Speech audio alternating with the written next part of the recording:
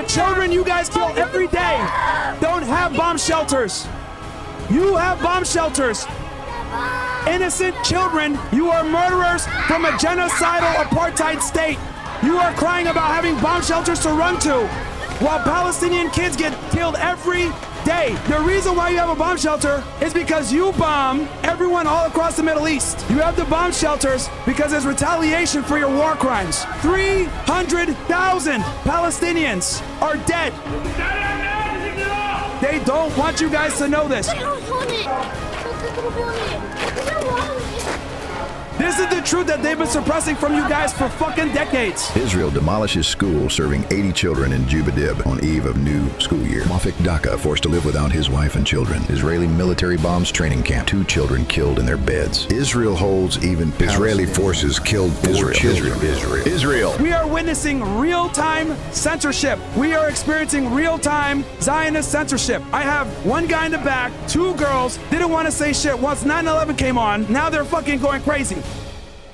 No, I want to ask you something. Do you know what a bomb shelter is? Have you run to a bomb shelter every 5 fucking minutes? I'm from Israel. I know what's to live under attack, under bomb shelters every 5 minutes. You're smiling here, sitting like a king, like you think more Coca-Cola, more Coke, because in Israel. Okay, let me address that. So you mentioned the bomb shelters. So they mentioned the bomb shelters. So I like the fact that you mentioned the bomb shelters. Guess what? The kids that you kill every day don't have bomb shelters. So I don't want to hear anything from you motherfuckers. The kids that you guys kill every day, the children you guys kill every day don't have bomb shelters. You have bomb shelters. Innocent children, you are murderers. You are murderers. You are murderers from a genocidal apartheid state. You are crying about having bomb shelters to run to, while Palestinian kids get killed every day. Hundreds of kids every day. You are low IQ. So, at least you have a bomb shelter. At least you have a bomb shelter. At least you have a bomb shelter. The reason why you have a bomb shelter is because you bomb everyone all across the Middle East. You have the bomb shelters because there's retaliation for your war crimes. You guys killed 300,000 Palestinians are dead. 300,000. 300,000 are dead or missing. Oh, look at this guy. Look at this guy. 300,000 are dead or missing. Look at this guy coming in. So anyway, I'm going to go ahead and explain 9/11 for you guys because once I start talking about, they don't want you guys to know this. What I'm about to say, they don't want you guys to know this. We are witnessing real-time censorship. We are experiencing real-time Zionist censorship. I have one guy in the back, 2 girls, didn't want to say shit once 9/11 came on. Now they're fucking going crazy. This is awesome. This is fucking awesome. This is the truth that they've been suppressing from you guys for fucking decades. Look at this. Guys, make some space. I need this open now. Open up the middle. Wait, Bay, shut it down. Anyway, so you guys want to hear about 9/11? Guys, go ahead. We need to get louder. Y'all want to hear about 9/11, the truth? There's a reason they kept coming on the mic trying to stop me from saying it. There's a reason why. So one more time, if you guys want to hear about what the fuck really went down on 9/11, give me a fuck yeah. Fuck yeah! All right, let's fucking go. There's a reason why they've been jumping on the fucking mic whenever I talk about this topic. Here's the reality about 9/11. I do not dispute the fact that Muslim extremists committed 9/11, but what they won't tell you is that Israelis let it happen. This is the part of history that they don't want you guys to know. On September 11, 2001, 5 Israelis drove up to the top of an apartment complex in New Jersey. They were there taking pictures, celebrating, and flicking lighters as we were going through the worst terrorist attack in American history. When the towers hit, look, she's running to the microphone to stop me from telling you guys this. Okay? I'm sorry to cut you off. I'm sorry to cut you off. No, bro, what? I'm just here so I don't get fined. Yeah, bro. Anyway, So anyway, back to what I was saying. So on September 11th, 5 Israelis were on the top of an apartment building complex in New Jersey overlooking the Manhattan skyline. The planes hit. They were there roughly 20 to 30 minutes before the planes were hit. A woman that was very astute saw these 5 individuals dancing and celebrating as the towers were on fire. She called the police and gave a bolo on what the van looked like that they were in. It was an urban moving systems van. So they went ahead and called, and the cops put a bullet, be on the lookout for this van. So they went ahead and pulled this van over, the local cops, and they identified 5 individuals. As he was pulling them over, one of the guys came out and said, "We're not Palestinians. We're Israelis. We're your friends." And then on top of that, you need to be quiet about. We're not Palestinians. We're Israelis. So the cops, suspicious, call the FBI. The FBI comes on the scene, takes them to detention, interviews them. 2 of the individuals in that group had ties back to Israeli intelligence, Mossad, Unit 8200, whatever you want to call it. Then anyway, you got to be quiet. So anyway, as they were interviewing these individuals, they failed the polygraph test, and 2 of them came back with record checks. So they went ahead and said, okay, these guys work for this moving company.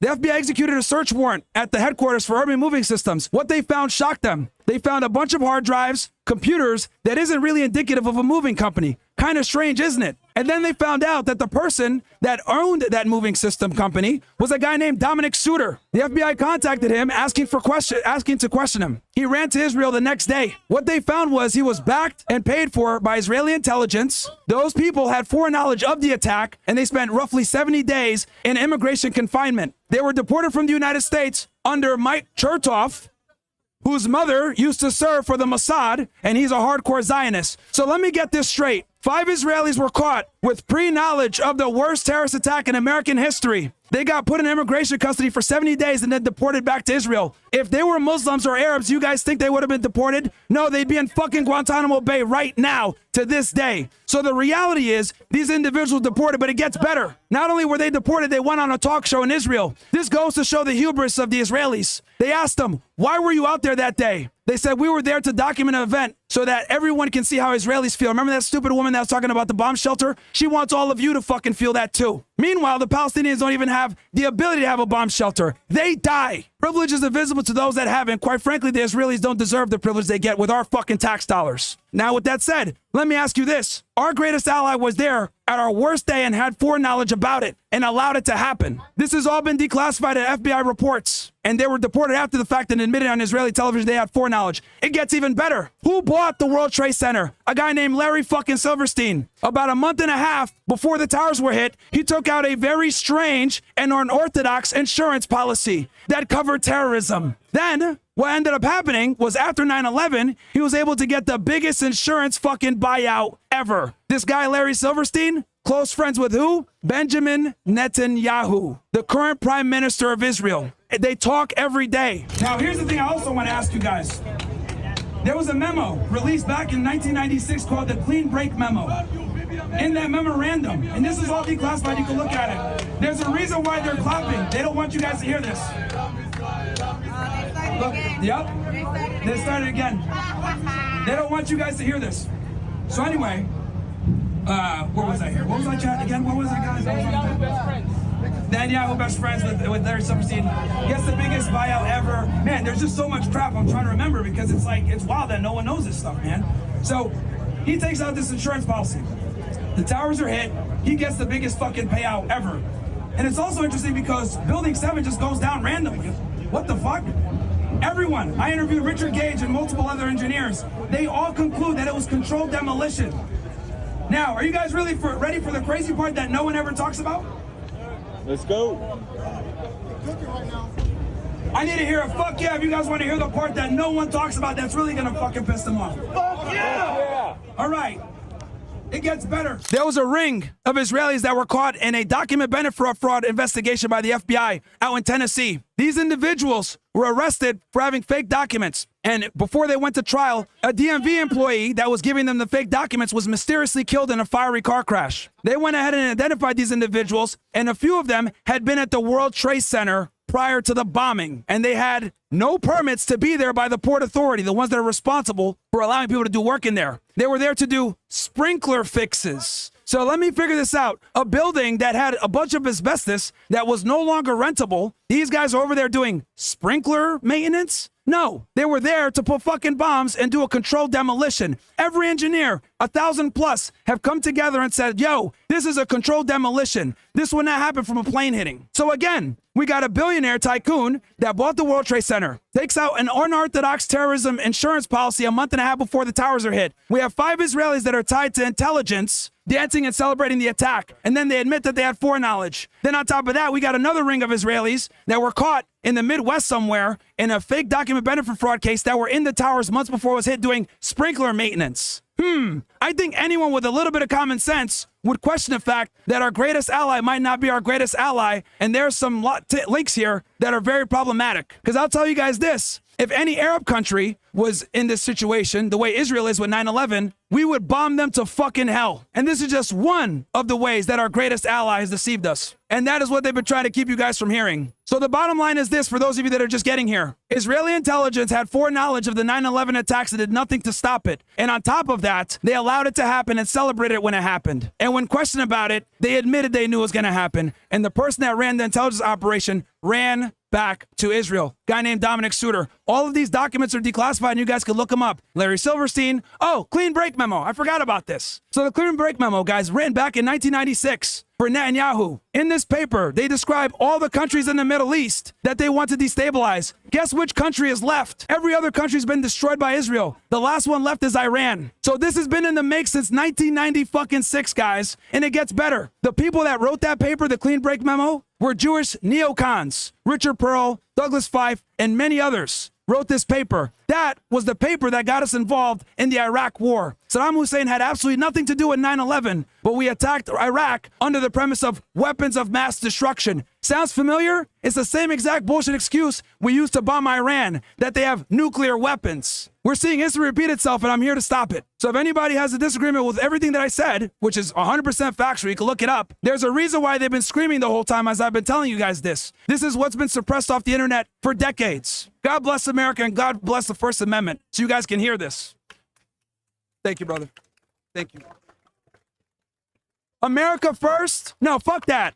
America only. No more aid to Israel, who participates in terrorist attacks and has foreknowledge and allows us to be attacked. Fuck Israel. They're an apartheid ethno-state. They're parasitic in nature and drags us into foreign wars. No more American blood spilled for a foreign nation in the Middle East. There's no fucking reason why Americans should be dying thousands of miles away from their family in a foreign country that they have no business being in the fucking first place. The reason why the Middle East hates us is because of our interventionist foreign policy that kills innocent kids. But these Israelis want you guys to keep taking your tax dollars and fund their fucking genocide.